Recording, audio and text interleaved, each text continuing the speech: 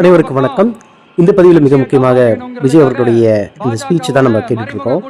அவர்கள் தளபதி விஜய் அவர்கள் சோர்ந்து கிடந்த தமிழக இளைஞர்களை ஊக்குவித்து அவர்களுக்கு ஒரு முன்னேற்ற பாதையை வழிவகுத்து கொடுத்திருக்கிறார்.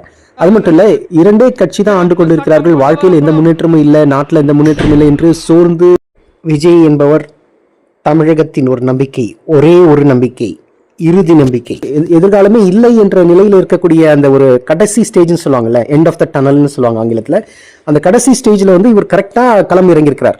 அப்போ அந்த களம் இறங்கும் பொழுது ஒரு ஒளி கிடைக்குது. I find light at the end of the tunnel என்று ஒரு மேலை ஒரு அறிஞர் சொன்னான். நான் கடைசி வாழ்க்கையின் எல்லைக்கு போகும்பொழுது அங்கு ஒரு ஒளி தெரிகிறது.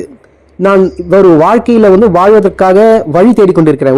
ஒரு சாதாரண ஒரு தொழிலாளியை பாருங்க, வாழ்க்கையில ஏதாவது ஒரு வழி கிடைக்குமா என்று இயங்கி கொண்டிருக்கிறான்.